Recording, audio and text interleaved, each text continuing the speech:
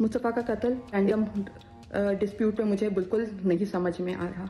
ये चीज़ बहुत कोई समझ में ऐसे बाहर है कि एक बच्चे को कत्ल करके आधी रात में गाड़ी में डाल के, जेट ब्लैक शीशे वाली गाड़ी जिसकी नंबर प्लेट भी नहीं है, डिफेंस से निकली है और ऐसे मुकाम पे जाके खड़ी होती है जहां पे अगर उसमें पेट्रोल डाल के उसमें आग भी लगाई जाती है तो उस ब्लास्ट की किसी को आवाज़ ना आ सके। This was a pre plan thing. 20 दिन तक पुलिस जो है मेरे बच्चे की सिर्फ किरदार कशी करती रही। एसएसपी अली हसन मेरे बच्चे की किरदार कशी करता रहा, कुछ नहीं किया 20 दिन तक। उस पर पर्चा काटूंगी मैं, उस पर अली हसन पे पर्चा कटना चाहिए कि वो किसके अनपेरोल पे चल रहा था, किसके अंडर वो ये काम कर रहा था कि वो मेरी बात नहीं सुन रहा था। उसको क्यों नहीं समझ में आ रहा था कि मेरे बच्चे के साथ मेरा बच्चा मिसिंग है तो कहाँ है, क्यों नहीं ढूंढ रहा था। वो अरमगान के साथ इसका भी नाम आना चाहिए, अली हसन का भी नाम आना चाहिए। SSP Ali Hasan should be suspended immediately, terminated, whatever, he should be not in the police anymore. इनको हटा दो प्लीज, ऐसे अफसरों को हटा दो जो आम पब्लिक की बात नहीं सुनता है। पेनफुल।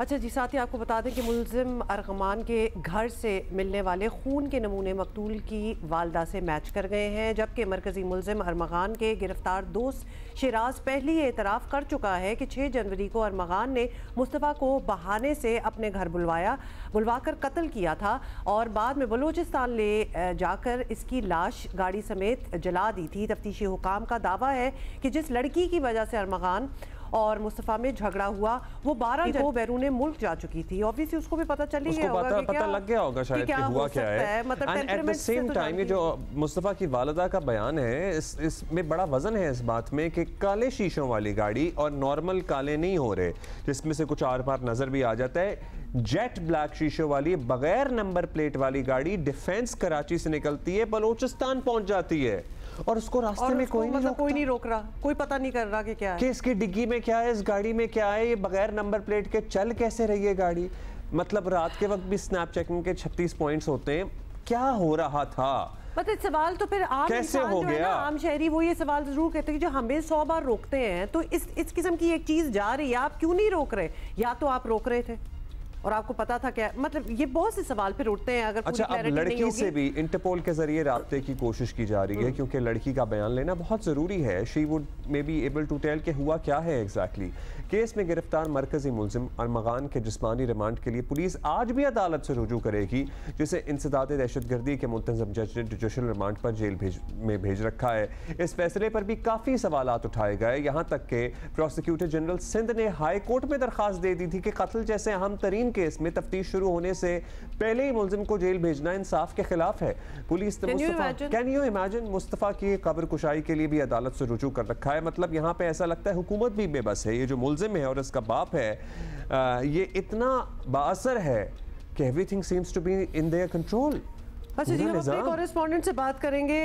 ये बाय द वे साथ हम आपको मनाज़िर भी दिखा देंगे जो अरमगान है उसके वालिद साहब, और हम आपको नहीं सुनाएंगे क्योंकि बड़ी गाली गलौज भी हुई और मतलब एक स्टांस भी आप देख लें, बॉडी लैंग्वेज भी देख लें। बॉडी लैंग्वेज भी इसका बेटा है जो कत्ल में इस वक्त सस्पेक्ट है, उसके इल्ज़ाम में गिरफ्तार है, but you really can see the connection कि उस बच्चे में कहाँ से हिम्मत या जुर्रत या whatever you want to call it, वो कहां से आई होगी। अगर आपका 20s का बेटा, मतलब आप जिसके घर में से दर्जनों लैपटॉप मिल रहे हैं, इस तरह असलहा रखा गया है, तो मतलब वो इसी माहौल में परवरिश पाई है ना उसने। And can I just reiterate once again कि आपके बच्चों के दोस्त कौन है।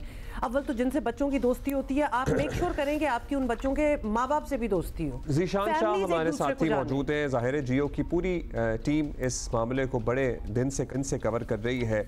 ज़ीशान, ज़रा हमें बताइए कि एक तो ये कि जो लाश मिली उस गाड़ी में से जली हुई, ये कह देना दूसरे मुल्जिम का कि बस हमने लाश जला दी, उसके ना हाथ पैर है, उसका सर नहीं है। सो इन्होंने क्या किया उस बच्चे के साथ कि पहले उसको मारा, फिर उसके जिस्म के आज़ा अलग किए, वो कहीं और फेंके, ये क्या कहानी है? देखिए अब्दुल्ला, अभी तक ये बात रूल आउट नहीं हो सकी है कि उसका जो धड़ मिला है जली हुई हालत में, तो जो बकिया अज़ा हैं जिसके अंदर सर, हाथ और पाँव शामिल हैं, वो अभी तक कहाँ हैं। जो सशर्जी जो मुलजिम सिराज ने जो अपना जो इब्तदाई बयान दिया था उसके बशराज ने, उसके अंदर उसने ये कहा था कि हमने इसको मारा था, उसके बाद में जब हब की तरफ गए तो वो ज़िंदा, तो हमने उसको दोबारा कत्ल किया था। लेकिन ये बात यहाँ पे ख़त्म नहीं होती, क्योंकि जो हमारी ईदी हुकाम से बात हुई जिन्होंने बॉडी को वसूल किया था और उसकी तदफीन की थी, तो उन्होंने इस बात की तस्दीक की थी कि इसकी बॉडी का सर और हाथ पाँव नहीं है। जो मेरी पुलिस हुकाम से इसके ऊपर बात हुई, उनका कहना था कि अब बहुत सारे ऐसे सवालात उठ रहे हैं, ताहम जो रिमांड मुलजमान का जब मिल जाएगा तो उसके बाद में मज़ीद इस चीज़ को रूल आउट किया जाएगा कि इन्होंने यहाँ पर इसका कत्ल किया या बलूचिस्तान ले जाकर इसका कत्ल किया, क्योंकि ये एक बहुत संगीन बात है। और अब पुलिस पर दो डबल जिम्मेदारी आयद होती है कि अब सिर्फ जिस्म ही नहीं, जिसका धड़ है जो कि जिसकी तदफीन हो चुकी है उसको तो रिकवर करना ही करना है, लेकिन साथ ही साथ सर और हाथ और पाँव जो इस वक्त मौजूद नहीं है लाश के साथ, उसको भी रिकवर करना पुलिस की जिम्मेदारी में इजाफा हो गया। ठीक है ज़ीशान, वो भी ऑब्वियसली ज़रूरी है कि वो हो जाए, लेकिन शिराज तो अब तक सब कुछ बता चुका है ना, कि क्योंकि ये शिराज ने एडमिट की है कि क्या क्या हुआ, कि पहले वो नहीं मरा था, फिर दोबारा उसको मारा गया। ये सारी डिटेल तो वो जो तीसरा दोस्त है शिराज, उसकी तरफ से आई है। देखिए, मैं थोड़ी सी एक बात क्लियर कर दूं कि शिराज कोई इसका बचपन का दोस्त नहीं था, शिराज इसके पास काम करता था। जो ये चीज़ कनेक्टेड है, जो इसके घर से लैपटॉप्स बड़ी तादाद में बरामद हुए थे, उसका कारोबार आखिर कहता है ये एक जाली कॉल सेंटर चलाता था जो मुजरिमाना सरगर्मियों में मुलविस होते हैं, लोगों को चीट करते हैं और उससे ये करोड़ों रुपए महीने का कमाता था।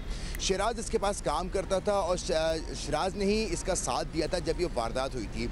अब तक पुलिस जिस बात के ऊपर जो कोशिश कर रही है, क्योंकि इन दोनों मुस्तफ़ा में और अरमगान में ज़रूर किसी न किसी बात की जो झगड़ा था, जो लड़ाई थी, जिसकी वजह से उसको कितने पुराने दोस्त थे ये पता लगा है। मतलब ये एक ऐसा बच्चा अरमगान ज़ीशान जो कि इस किस्म की सरगर्मियों में क्लियरली मुलव्विस है, जिसके साथ दर्जनों गार्ड घूमते हैं, जिसके घर में असलहे के अंबार हैं। ये मुस्तफ़ा और अरमगान क्या नई दोस्ती थी, कितने पुराने दोस्त थे?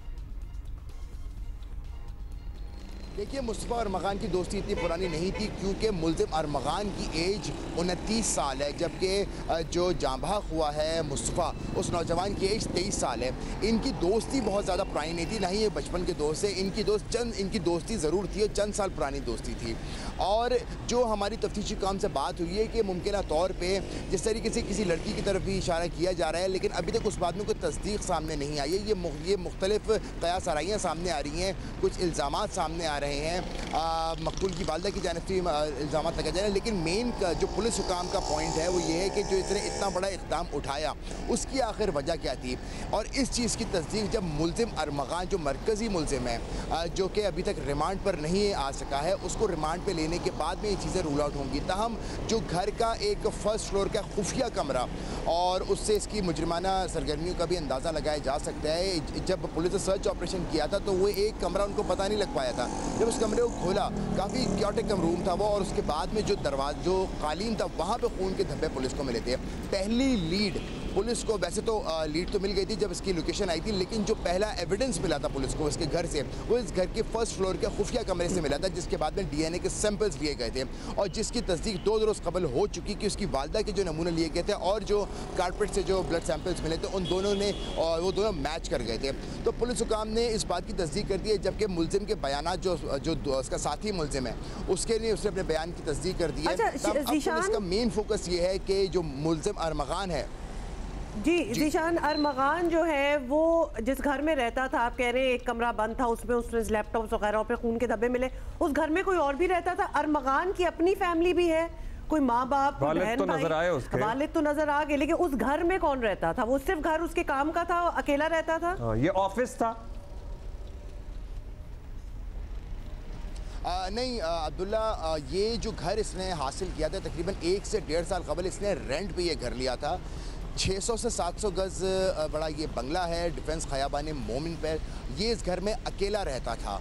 इसी घर के कुछ हिस्से में तकरीबन 64 लैपटॉप्स लगाए गए थे जहाँ से ये अपना एक ऑपरेशन चला था। और सिर्फ यही नहीं बल्कि इस शहर में 3 तलवार के पास भी एक ऑफिस है जहाँ पर ये अपना यही कॉल सेंटर का ऑफिस चलाता था।